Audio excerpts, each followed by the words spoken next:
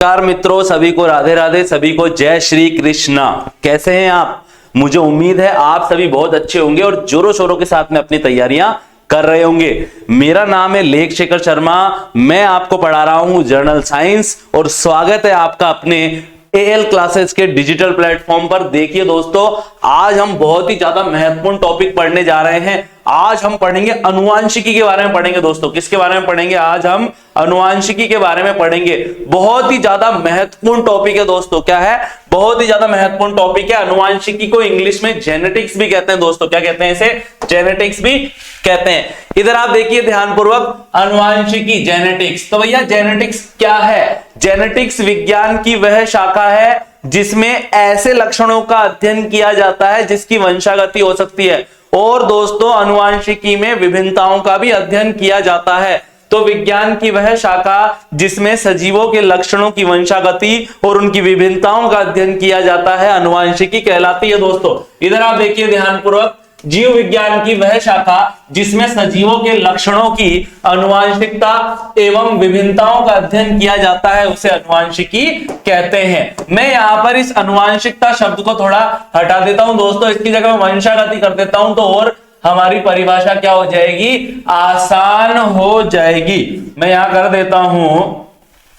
वंशागति दोस्तों। क्या कर देता हूं? वंशागति। ठीक है दोस्तों। तो विज्ञान की वह शाखा जिसमें सजीवों के लक्षणों की वंशागति एवं विभिन्नताओं का अध्ययन किया जाता है, उसे ही अनुवांशिकी कहते हैं या जेनेटिक्स कहते हैं। अब भैया, लक्षणों की वंशागति का मतलब क्या है? आपने देखा होगा इंसान के इंसान ही पैदा होता है, आम के पेड़ के हमेशा आम का पेड़ ही पैदा होगा। आई बात आपको समझ में? ठीक है। जो हमारे लक्षण होते हैं वो हमारे बच्चों में जाते हैं। ठीक है। आपके अंदर कुछ लक्षण ऐसे होंगे जो आपके माता पिता से आप में आए हैं। तो ऐसे लक्षण जो माता पिता से बच्चों में जा सकते हैं, उन लक्षणों को क्या बोलते हैं दोस्तों? उन लक्षणों को बोलते हैं अनुवांशिक लक्षण। और जो ये लक्षणों के जाने की प्रक्रिया है, इसे बोलते हैं वंशागति। कि भैया अनुवांशिक लक्षणों की क्या हो रही है? वंशागति हो रही है। और तो और दोस्तों, आपने देखा होगा सभी जीवों में कुछ समानताएं हैं तो कुछ विभिन्नताएं भी है दोस्तों। देखिए, समझना आप, आज आपको एल क्लासेस पर डिफरेंट टाइप के टीचर पढ़ाने आते हैं। हिंदी कोई पढ़ाता है, साइंस में पढ़ा रहा हूं, मैथ्स वाले सर भी आते हैं, सब आकर पढ़ा रहे हैं। ठीक है सभी इंसान, लेकिन फिर भी हम सब में कुछ ना कुछ क्या है? विभिन्नताएं हैं दोस्तों। ठीक है। आप सब में भी समानताएं हैं तो विभिन्नताएं भी है दोस्तों। तो विज्ञान की वह शाखा जिसमें एक पीढ़ी से दूसरी पीढ़ी में लक्षणों की वंशागति और विभिन्नताओं का अध्ययन किया जाता है, अनुवांशिकी कहलाती है दोस्तों। अनुवांशिकी को इंग्लिश में जेनेटिक्स भी कहते हैं। क्या कहते हैं इसे? जेनेटिक्स भी कहते हैं दोस्तों। आप कंफ्यूज मत होना। जेनेटिक्स और वंशागति को दोस्तों हेरिडिटी कहते हैं। क्या कहते हैं? हेरिडिटी कहते हैं दोस्तों। क्या कहते हैं? हेरिडिटी कहते हैं दोस्तों।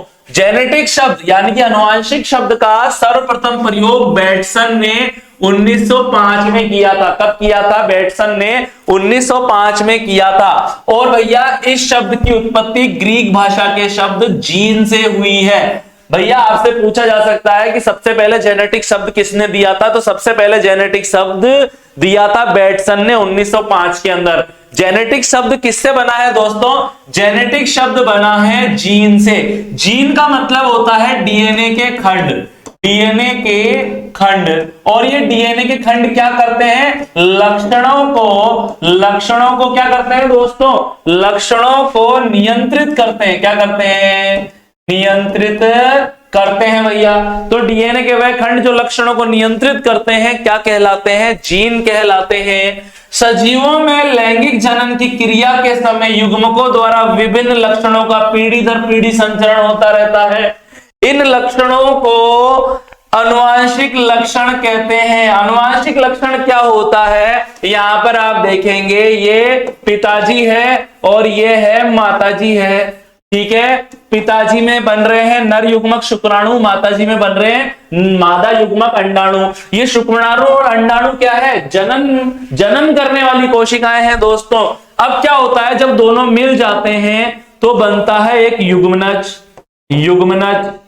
और युग्मनज से ही आगे जाकर एक छोटा सा प्यारा सा नन्हा सा बच्चा बन जाता है। आऊ शक्ति कपूर कर रहा था ना ऐसे, छोटा सा नन्ना सा प्यारा सा मुन्ना सा, तो वैसे ही बन जाता है युग्मनज से।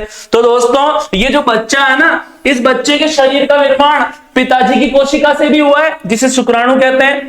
क्या कहते हैं इसे?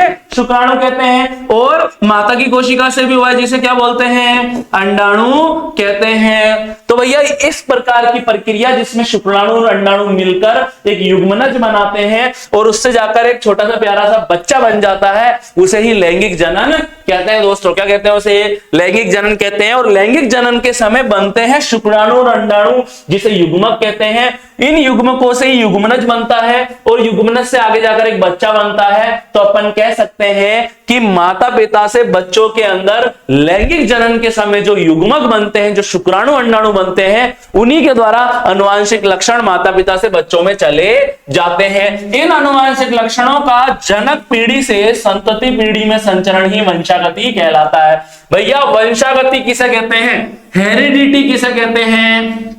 तो भैया अनुवांशिक लक्षणों का माता पिता से बच्चों में जाना क्या कहलाता है? वंशागति या हेरिडिटी कहलाता है। और जो हेरिडिटी जो शब्द है, ये सबसे पहले दिया था स्पेंसर ने 1863 में। किसने दिया था दोस्तों? स्पेंसर ने 1863 में दिया था। जेनेटिक शब्द तो बैटसन ने 1905 में दिया था, जबकि हेरिडिटी या वंशागति जो शब्द है दोस्तों, वो स्पेंसर ने 1863 में दिया था। दोस्तों ये वाली बात आपको ध्यान रखनी है। और तो और दोस्तों आप देखिए ध्यान पूर्वक, जैसे आप देखिए लैंगिक जनन के दौरान जीन विनिमय होने के कारण एक ही जाति के सजीवों के मध्य में विभिन्नताएं पाई जाती है। यहां पर क्या बताया गया है भैया कि जब लैंगिक जनन होता है, कौन सा जनन होता है? जब लैंगिक जनन होता है तो लैंगिक जनन से नर में मादा में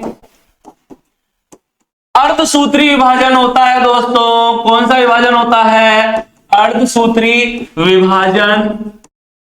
मम्मी में भी होता है अर्धसूत्री विभाजन, ठीक है, अर्धसूत्री विभाजन होता है दोस्तों। और अर्धसूत्री विभाजन से जीन विनिमय की क्रिया होती है।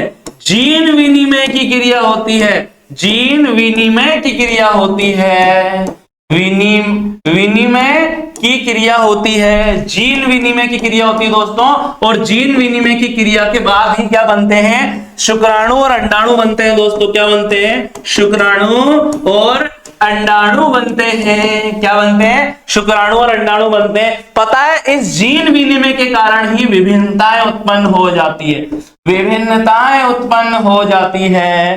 क्या उत्पन्न हो जाती है दोस्तों? विभिन्नताएं उत्पन्न हो जाती है। ये वाली बात आपको रखनी है ध्यान, ठीक है। अब इधर आप देखिए, अपन पढ़ेंगे मेंडलवाद के बारे में। मेंडल एक ऐसे व्यक्ति थे जिन्होंने मटर के ऊपर प्रयोग किया था। भैया हम आजकल के लोग तो कैसे हैं? मटर दे दो ना उन्हें तो सबसे पहले लाएंगे पनीर लेने भागेंगे, आधा किलो पनीर दे दो भैया, और बनाएंगे उसमें मटर मिला के, मटर पनीर मिला के, खा खुआ के जयराम जी की कोई मतलब ही नहीं है। लेकिन जो मेंडल थे, इन्होंने मटर का कोई मटर पनीर नहीं बनाया, इन्होंने मटर से प्रयोग किए और वो प्रयोग करके जो इन्हें परिणाम मिले ना दोस्तों, उन परिणामों के आधार पर इन्होंने कुछ सिद्धांत दे दिए। उन सिद्धांतों को बोलते हैं मेंडल के आनुवंशिकता के नियम या सिद्धांत।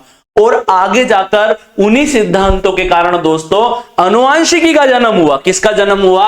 आनुवंशिकी का जन्म हुआ, जिसे मेंडलवाद भी कहते हैं। तो भैया मेंडल का पूरा नाम क्या है? ग्रेगर जॉन मेंडल है। इनका जन्म 1822 में हुआ था दोस्तों, मृत्यु 1884 में हुई थी। और मेंडल को आनुवंशिकी का जनक भी कहते हैं दोस्तों। क्या कहते हैं इसे? आनुवंशिकी का जनक कहते हैं, क्योंकि मेंडल ने ही सर्वप्रथम पादपों में वंशागति के नियमों का प्रतिपादन किया था। बताया ना आपको कि भैया लक्षणों की वंशागति किसे कहते हैं? एक पीढ़ी से दूसरी पीढ़ी में, यानी कि माता पिता से बच्चों में लक्षणों का जाना, लक्षणों का स्थानांतरित होना ही लक्षणों की वंशागति कहलाता है। और इस लक्षणों की वंशागति के ऊपर सर्वप्रथम प्रयोग किया था। किसने किया था? मेंडल ने किया था, ठीक है। मेंडल का जन्म 22 जुलाई 1822 को, कब हुआ था दोस्तों मेंडल का जन्म? 22 जुलाई 1822 को ऑस्ट्रिया के हेजेनड्राफ प्रांत के सिलीसियन गांव में हुआ था। पूछा जा सकता है आपसे कि मेंडल का जन्म कहां हुआ था, तो भैया मेंडल का जन्म हुआ था 22 जुलाई 1822 को ऑस्ट्रिया के हेजेनड्राफ जो प्रांत था उसका एक गांव था, सिलीसियन गांव में हुआ था। भैया क्या है, सिलीसियन गांव में हुआ था।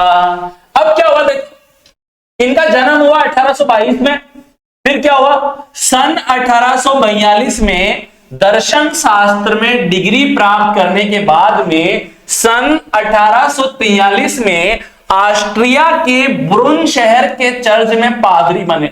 भैया इन्होंने 1842 के अंदर दर्शन शास्त्र की डिग्री प्राप्त कर ली। किसकी डिग्री प्राप्त कर ली, 1842 के अंदर इन्होंने किसकी डिग्री प्राप्त करी, दर्शन शास्त्र की डिग्री प्राप्त करने के बाद में ऑस्ट्रिया के अंदर ही ऑस्ट्रिया एक देश है दोस्तों, और उसका जो ब्रुन सिटी है, जो ब्रुन शहर है, उसमें एक चर्च होता है। जैसे हमारे मंदिर होता है ना दोस्तों, वैसे ईसाइयों में चर्च होता है। उस चर्च के अंदर ये पादरी बन गए। क्या बन गए, ये पादरी बन गए। और इन्होंने क्या किया दोस्तों, चर्च के उद्यान में मेंडल ने उद्यान मटर पर 7 सालों तक प्रयोग किए, संकरण के प्रयोग किए। कब से कब तक किए थे इन्होंने प्रयोग, 1856 से 1863 तक इन्होंने क्या किए दोस्तों, प्रयोग किए।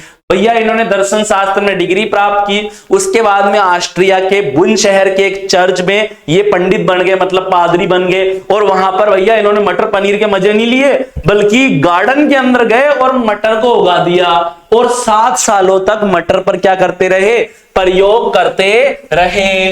इन प्रयोगों के निष्कर्षों को सन 1865 में ब्रुन सोसाइटी ऑफ नेचुरल हिस्ट्री के समक्ष शोध पत्र के रूप में प्रकाशित किया। अब सुनो, इन्होंने मटर पर प्रयोग किए और जो भी इनको रिजल्ट मिले कि भैया प्रयोग के बाद में क्या रिजल्ट आ रहा है, उसका इन्होंने एक ना पेपर बना दिया, पूरा एक शोध पत्र बना दिया, कि नोट्स बना दिए। सिंपल भाषा में कहूं तो इन्होंने जो भी एक्सपेरिमेंट किए उस पर इन्होंने नोट्स बना दिए।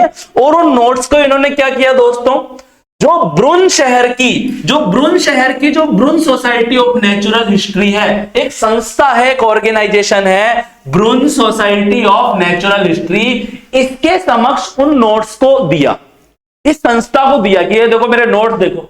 आई बात आपको समझ में।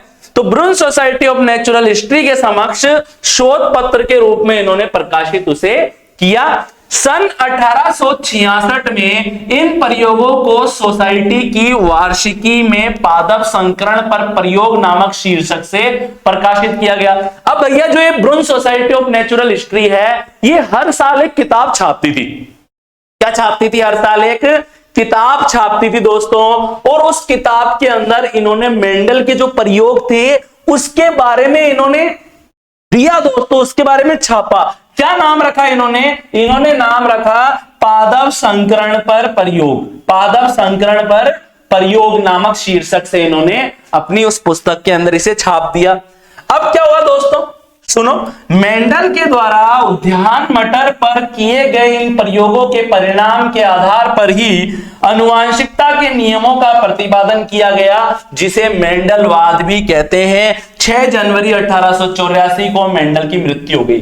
मेंडल का जन्म कहां हुआ था, अभी मैंने आपको बताया कि भैया मेंडल का जो जन्म हुआ था ऑस्ट्रिया के हेजेनड्राफ प्रांत के सिलीसियन गांव में हुआ था। इन्होंने दर्शन शास्त्र की डिग्री प्राप्त की और ऑस्ट्रिया के ब्रुन शहर में चर्च में पादरी बन गए। मटर पर इन्होंने प्रयोग किए 7 सालों तक, और प्रयोग से जो परिणाम प्राप्त हुए उन परिणामों के नोट्स बनाकर एक पेपर बनाकर कौन सी संस्था को दे दिया, ब्रुन सोसाइटी ऑफ नेचुरल हिस्ट्री को दे दिया। इस संस्था ने क्या किया, जो हर साल ये संस्था किताब छापती थी, उस किताब में एक शीर्षक के नाम से, पादप संकरण पर प्रयोग के नाम से उन नोट्स को प्रकाशित कर दिया दोस्तों। और आगे जाकर पता चला कि भैया मेंडल तो भैया बहुत काम के इंसान हैं। मेंडल ने क्या दिए, आनुवंशिकता के नियमों की खोज हो गई। मेंडल ने जो मटर पर प्रयोग किए उसी से आगे जाकर कौन से नियमों की खोज हुई, आनुवंशिकता के नियमों की खोज हुई, जिसे ही मेंडलवाद कहते हैं दोस्तों। ठीक है, अब इधर आप देखिए मेंडल की सफलता के कारण क्या थे, क्या थे मेंडल की सफलता के कारण। भैया मेंडल की सफलता का पहला कारण था मटर पर प्रयोग करना। अब अगर पता चला मेंडल किसी बरगद के पेड़ पे प्रयोग करता, तो पता चल रहा है कि मेंडल के जो पोते पोती है ना, वो भी रिजल्ट का इंतजार ही कर रहे हैं। बरगद अभी बड़ा ही नहीं हुआ 100-150 सालों में भी। इन्होंने मटर के पौधे पर प्रयोग किया, कम समय में ही मटर की अनेक पीढ़ियां प्राप्त हो जाती है और आसानी से आनुवांशिक लक्षणों का मटर में अध्ययन किया जा सकता है। तो भैया मेंडल की सफलता के कारण क्या थे?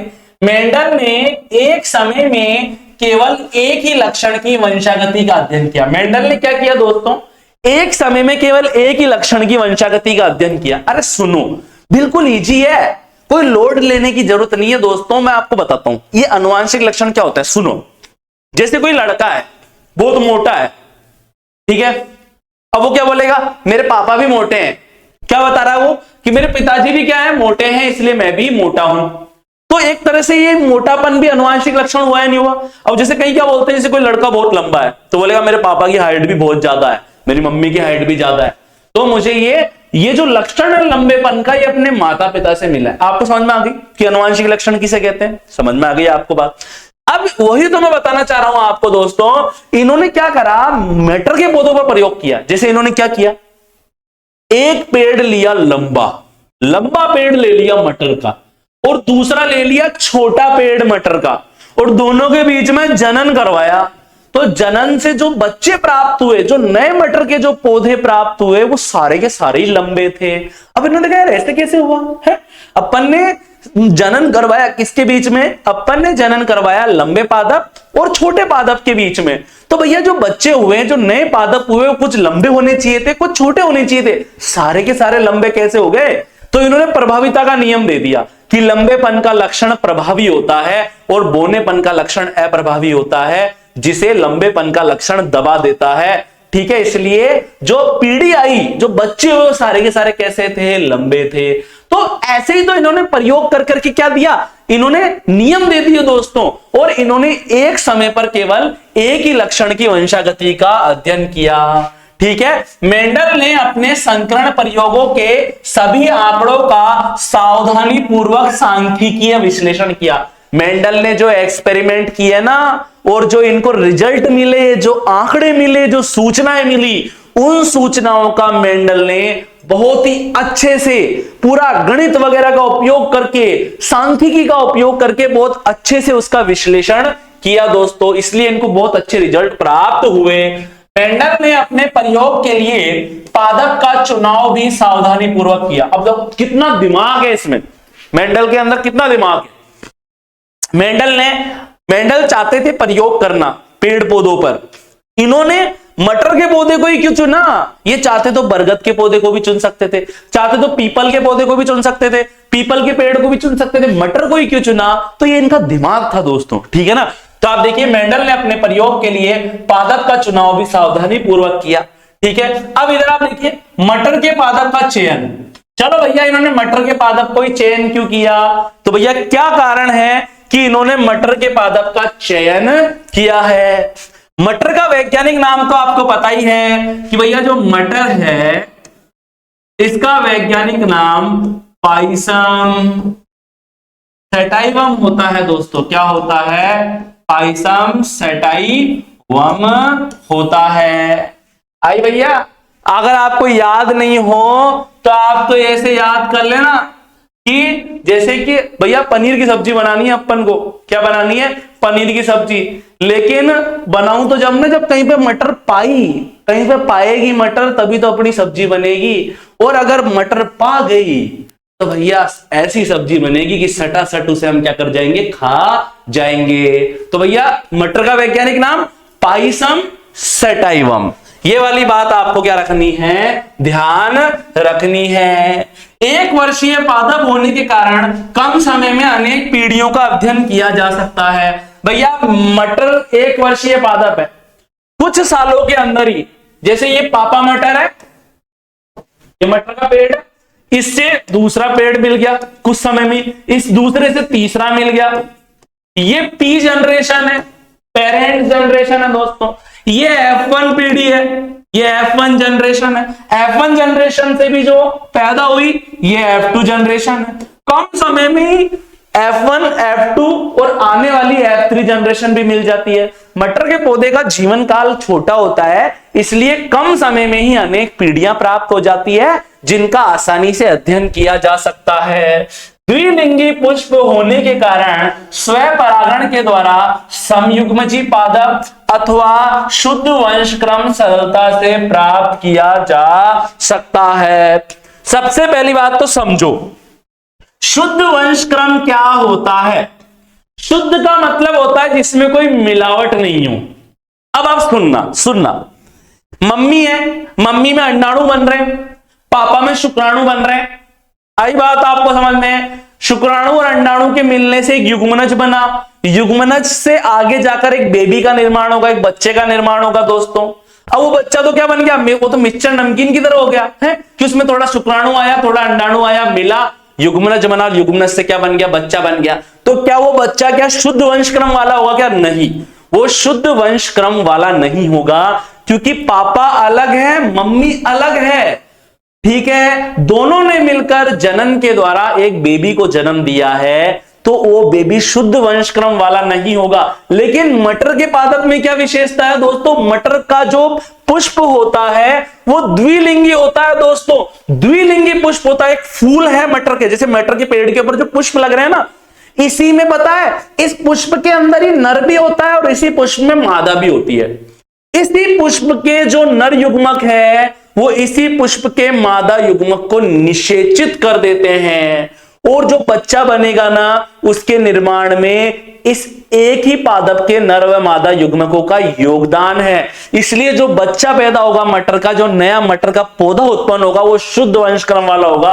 तो द्विलिंगी पुष्प होने के कारण मटर में आसानी से शुद्ध वंशक्रम प्राप्त किया जा सकता है। और दोस्तों देखिए, विपुंसन की विधि द्वारा कृत्रिम पर परागण भी आसानी से किया जा सकता है। पर परागण का मतलब क्या है? देखो इधर आप समझो, पर परागण का मतलब क्या है? देखो मैं बोलूं ये मटर के पुष्प है, आई बात आपको समझ में? मटर के पुष्प है। अब पता है इस मटर के पुष्प में ये नर जननांग भी है और ये नीला वाला मादा जननांग भी है। समझो आप, बिल्कुल इजी है। इसमें भी वो की वही स्थिति है, ये नर जननांग, ये मादा जननांग है। अब ये नर जननांग में नर युग्मक बनेंगे, मादा जननांग के अंदर क्या बनेंगे दोस्तों? मादा युग्मक बनेंगे। अब आपको पता है, ठीक है। अब ये नर युग्मक यहीं पर क्या कर सकते हैं? ये नर युग्मक यहीं पर क्या कर सकते हैं? इस मादा जननांग के अंदर पाए जाने वाले युग्मकों को क्या कर सकते हैं? निषेचित कर सकते हैं। तो स्वपरागण द्वारा शुद्ध वंशक्रम भी प्राप्त किया जा सकता है। और तो और अगर अपन चाहें दोस्तों तो विपुंसन भी कर सकते हैं। और विपुंसन के अंदर क्या होता है? विपुंसन का मतलब होता है कि चाहे तो अपन चीमटी का उपयोग करके, फोर्सिप चीमटी का उपयोग करके इसको उखाड़ सकते हैं, इस नर जननांग या इस पुंकेसर को उखाड़ सकते हैं। तो बताओ द्विलिंगी पुष्प से एक लिंगी पुष्प बन गया या नहीं बन गया? बन गया। इस प्रक्रिया को विपुंसन कहते हैं। और बाहर से भैया, बाहर से बहुत आसानी से आप छिड़क दो, किसी भी पादप के लाके आप यहां पर परागकण या नर युग्मक छिड़क दो, परागण हो जाएगा। यहां पर आई बात आपको समझ में? मटर के पौधे में विभिन्न विपर्यासी लक्षणों के जोड़े पाए जाते हैं। इधर देखिए आप ध्यानपूर्वक कि मेंडल ने अपने प्रयोग के लिए 7 जोड़ी विपर्यासी लक्षणों का चयन किया, जो कि इस प्रकार से है। देखिए किस प्रकार से, इधर देखिए आप, देखो इन्होंने क्या किया, समझो मेरी बात समझना, सुनो। हमारे अंदर जीन होते हैं, क्या होते हैं हमारे अंदर?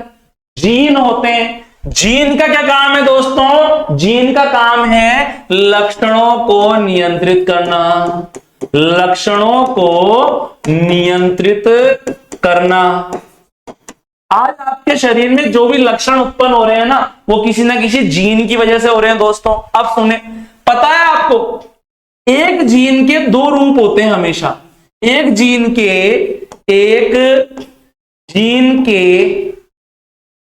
2 रूप होते हैं, 2 रूप होते हैं। जैसे कैसे? इधर आप देखो, माना कि एक जीन है, एक जीन है दोस्तों जो लंबाई को नियंत्रित करता है।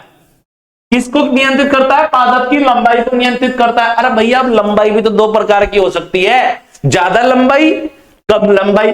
तो भैया इस जीन का एक रूप तो पादप को लंबा बनाएगा और उस रूप को कहते हैं कैपिटल टी, और इसी जीन का एक रूप होता है स्मॉल टी जो पादप को बोना बनाता है। क्या बनाता है? बोना बनाता है। कैपिटल टी क्या बनाता है? लंबा बनाता है। आई बात आपको समझ में? तो मटर के कुछ पौधे लंबे होते हैं, कुछ बोने होते हैं, कुछ के बीज पीले कलर के होते हैं, कुछ के बीज हरे कलर के होते हैं, कुछ के बीज बिल्कुल गोल होते हैं, कुछ के पिचके हुए होते हैं। तो मटर के पौधों में क्या विशेषता है कि इसमें विपर्यासी लक्षणों के जोड़े पाए जाते हैं जिनको आसानी से पहचाना जा सकता है। जैसे आप देखो पादप के लक्षण। अब भैया पादप में दो प्रकार के मटर के पेड़ मिलेंगे आपको, लंबे भी मिलेंगे, बोने भी मिलेंगे। आपको पता है जो लंबेपन का जो लक्षण है वो प्रभावी होता है दोस्तों। क्या होता है? प्रभावी होता है। बोनेपन का लक्षण है प्रभावी होता है। इसी प्रकार से दोस्तों पुष्प की स्थिति, पुष्प की स्थिति का मतलब क्या है कि भैया पुष्प इधर देखो बिल्कुल इजी है, जैसे दो डंडियां हैं, दो टहनियां हैं, अगर इसके बीच में पुष्प लग रहा है तो मैं बोलूंगा कक्षस्थ पुष्प। क्या है? कक्ष में पाया जा रहा है। दो डंडियों के कहा पाया जा रहा है? कक्ष में। ऐसे पुष्प वाले मटर भी मिलेंगे, और तो और दोस्तों ऐसे पुष्प वाले मटर भी मिलेंगे जिनके अंदर पुष्प बिल्कुल शीर्ष पर होता है।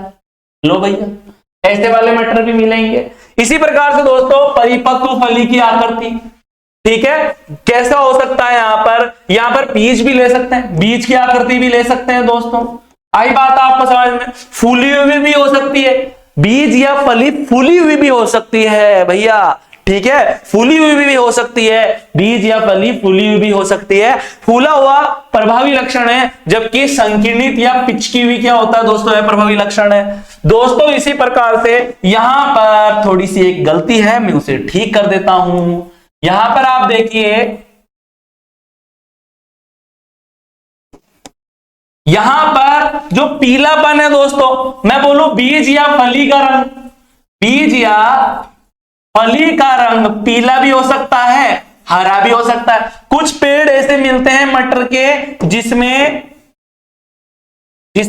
फली का रंग कैसा होता है? जिसमें फली या बीज कर देता हूं, बीज का जो रंग है ना दोस्तों वो पीला हो सकता है। पीला एक प्रभावी लक्षण है दोस्तों, जबकि हरा भी हो सकता है कुछ में, और हरा एक है प्रभावी लक्षण है, ठीक है। पुष्प का रंग कैसा हो सकता है? बैंगनी हो सकता है, बैंगनी एक प्रभावी लक्षण है दोस्तों, जबकि इसी प्रकार से आप देख सकते हैं सफेद भी हो सकता है, सफेद एक अप्रभावी लक्षण है। इसी प्रकार से बीज की आकृति दोस्तों, अभी आपको मैंने बताई ना, आपको बीज गोला, जैसे फली होती है गोलाकार भी हो सकती है, पिचकी भी हो सकती है, मतलब फली फूली भी हो सकती है, पिचकी भी हो सकती है। इसी प्रकार से दोस्तों जो बीज है वो गोल भी हो सकता है, बिल्कुल ऐसा गोल सुंदर सा, और ऐसा पिचका हुआ भी हो सकता है भैया।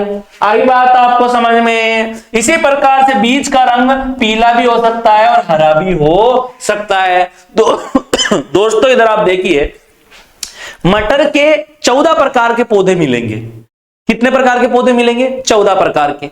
एक पौधा जो लंबा होगा, दूसरा बोना होगा, एक पौधा जिसके पुष्प कक्ष में लगते हैं, दूसरे के अग्रस्त लगते हैं, एक पौधा जिसकी फलियां फूली भी होती है, दूसरे प्रकार के पौधे की पिचकी भी होती है। समझ में आ गई? 14 प्रकार के मटर के पेड़ मिल रहे हैं दोस्तों, पौधे मिल रहे हैं। आई बात आपको समझ में? और हमेशा एक बात ध्यान रखना, लंबापन बोनेपन के लक्षण पर प्रभावी होता है। कक्षीय पुष्प वाला लक्षण टर्मिनल पुष्प वाले लक्षण पर प्रभावी होता है। फूली हुई फलियों वाला जो गुण है वो पिचकी हुई फलियों पर दोस्तों प्रभावी है। इसी प्रकार से फली का जो पीला रंग है दोस्तों वो हरे रंग पर प्रभावित होगा। इसी प्रकार से दोस्तों पुष्प का जो बैंगनी रंग है वो सफेद रंग पर प्रभावी होगा दोस्तों। इसी प्रकार से जो बीज की जो गोलाकार आकृति है वो झुर्रीदार आकृति के ऊपर प्रभावी होगी दोस्तों। और इसी प्रकार से जो बीज का जो पीला रंग है वो बीज के हरे रंग पर प्रभावी होगा दोस्तों। ठीक है दोस्तों, अब यहां पर आप देख लीजिए बीज की आकृति, देखो गोलाकार भी हो सकती है, झुर्रीदार भी हो सकती है। गोलाकार प्रभावी लक्षण है, जबकि झुर्रीदार कैसा है? अप्रभावी लक्षण है। बीज का रंग पीला हो सकता है, पीला कैसा है? प्रभावी है, जबकि हरा कैसा है? अप्रभावी है दोस्तों। पुष्प का रंग बैंगनी हो सकता है, प्रभावी लक्षण बैंगनी, जबकि सफेद क्या है? अप्रभावी है। ठीक है। परिपक्व फली की आकृति फूली हुई प्रभावी लक्षण है, कुछ पादपों की फलियां पिचकी हुई भी होती है और पिचकी हुई फलियों का पाया जाना अप्रभावी लक्षण है। दोस्तों इधर आप देखिए ध्यानपूर्वक, जो फली है, ठीक है दोस्तों, जो अपरिपक्व जो फली है, यहां पर आप देख सकते हैं, जैसे मैं बोलूं यहां मैं पीला कर देता हूं, पीला कर दूं, या मैं हरा कर दूं, ये हरा पीला रंग हरे रंग पर क्या होता है, प्रभावी होता है। इसी प्रकार से पुष्प की जो कक्षीय स्थिति, देखो कक्ष में पुष्प है दो डंडियों के, तो ये प्रभावी लक्षण है। जबकि दोस्तों पुष्प का जो अग्रस्थ स्थिति है वो भी अप्रभावी है। इसी प्रकार दोस्तों पादप की ऊंचाई देखो, ये कितना लंबा है, ये कितना बोना है, लंबापन बोनेपन पर प्रभावी लक्षण है दोस्तों।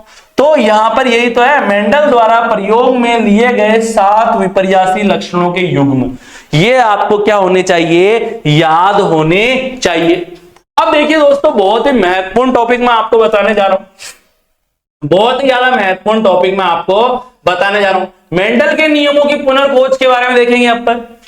दरअसल क्या हुआ, जब मेंडल ने अपने प्रयोग किए, मेंडल ने क्या किए दोस्तों, जब अपने प्रयोग किए तो मेंडल ने देखा, देखो मेंडल ने जब मटर के पौधे के ऊपर प्रयोग किए तो इन्होंने ना अपने प्रयोगों में ना बहुत ज्यादा गणित का उपयोग कर लिया, बहुत ज्यादा सांख्यिकी का उपयोग कर लिया। और उस समय के लोगों को इतनी गणित में इंटरेस्ट नहीं था, इतना दिमाग नहीं था उनमें कि वो मेंडल की बातों को समझ पाए। तो मेंडल के जो नियम थे उसकी उपेक्षा कर दी लोगों ने, मतलब कोई ध्यान नहीं दिया है, यह तो यूं ही है, ठीक है, हमें तो मटर की सब्जी खाने दे भैया बना के, ये जबरदस्ती मटर पे प्रयोग कर रहा है, ऐसे हो गए लोग। लेकिन बाद में क्या हुआ दोस्तों, ठीक है, देखो इधर आप देखो, मेंडल द्वारा प्रस्तुत किए गए वंशागति के नियम 35 वर्ष तक उपेक्षित रहे, भैया किसी ने ध्यान ही नहीं दिया, ठीक है। हॉलैंड के ह्यूगो डीवरिच, अब 3 साइंटिस्ट है दोस्तों, एक तो है हॉलैंड का ह्यूगो डीवरिच, जर्मनी के कार्ल कोरेंस और ऑस्ट्रिया के एरिक वॉन शेरमैक ने पृथक रूप से कार्य करते हुए सन 1900 में मेंडल के नियमों की पुनर्खोज की। ये 3 वैज्ञानिक है दोस्तों, एक तो हॉलैंड के ह्यूगो डीवरिच है दोस्तों, जर्मनी के कार्ल कोरेंस है दोस्तों, इसी प्रकार से ऑस्ट्रिया के एरिन वॉन शेरमैक है दोस्तों। इन्होंने क्या किया, अलग अलग प्रयोग किए मटरों पर, और तीनों ने देखा यार मेंडल जैसे रिजल्ट प्राप्त हो रहे हैं। इन्होंने क्या बोला, मेंडल बिल्कुल सही कहते थे, इसलिए अपन क्या बोल सकते हैं। और ये तीनों साइंटिस्ट कितने महान थे, इन्होंने जो प्रयोग किए उसका श्रेय खुद ने नहीं लिया, बल्कि इन्होंने तीनों के तीनों ने इसका श्रेय किसको दिया, मेंडल को दिया, कि मेंडल ने कई सालों पहले जो बात कही थी वो बिल्कुल सही है। इसे ही क्या बोलते हैं, मेंडल के नियमों की पुनर्खोज कहते हैं। तो आई होप दोस्तों जो मैंने आज आपको पढ़ाया है वो आपको समझ में आया होगा। अब नेक्स्ट क्लास के अंदर हम क्या पढ़ेंगे दोस्तों, नेक्स्ट क्लास के अंदर हम पढ़ेंगे अनुवांशिकी की शब्दावली के बारे में, और आगे कुछ और टॉपिक है जिसके बारे में भी मैं आपको बताऊंगा। सभी अपना ख्याल रखना दोस्तों, सभी को राधे राधे, सभी को जय श्री कृष्ण।